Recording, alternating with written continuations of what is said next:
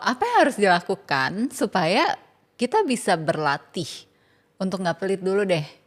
Itu kan susah banget ya. Kadang misalnya kayak orang minjem atau orang minta gitu atau ikut charity yuk, ikut berdonasi yuk. Kita tahu sebenarnya itu adalah hal yang baik.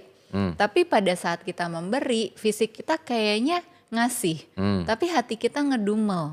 Nah itu gimana langkahnya supaya benar-benar bisa ikhlas dan tulus memberi? Caranya ada 15. 15, wow. Jadi saya merangkum dalam 15 L namanya. Ya, satu-satu boleh kita bahas Boleh, ya? boleh. L yang pertama latihan.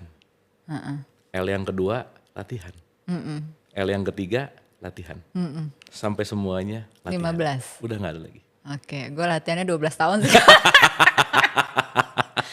Untung lulusnya cepet. Nah, berkaitan sama, pernah dengar ada kata-kata beramal soleh gak? Pernah dong. Amal soleh itu artinya melakukan sesuatu, soleh itu artinya proper. Proper itu adalah tepat guna. Gitu. Penting untuk kita belajar beramal soleh artinya melakukan dengan tepat guna. Contoh, kalau ada orang jatuh di sumur, pengen nolong, jangan ngasih 500.000 dong, dia perlunya tali. Iya. Jadi artinya apapun yang kita lakukan, beramal soleh lah, proper gitu. Ya artinya nggak semua harus pakai uang, nggak semua harus dengan nominal tertentu. Betul. Gitu. Artinya disitulah tingkat dimana kepekaan kita nanti akan terlatih gitu.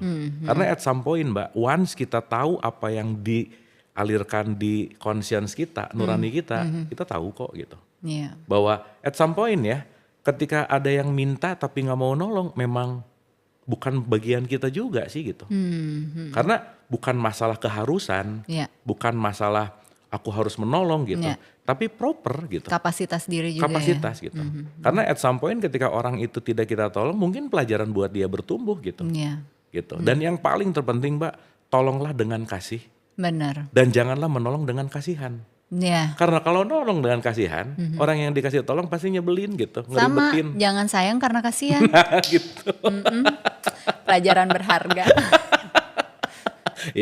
Ya aku ngomong gitu karena tahu udah pernah ngalamin sih gitu ya. Jadi relate banget kan. Relate. Banget. Gitu, makanya kalau dalam perspektif itu kan kita menolong bukan konteksnya transaksional gitu.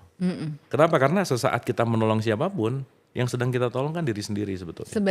Sebetulnya. Karena ada hukum dalam semesta ini yang disebut pertukaran dan kembali lagi tabur tuai kan. Tabur tuai. Mau nggak mau apa yang dilakukan keluar, comeback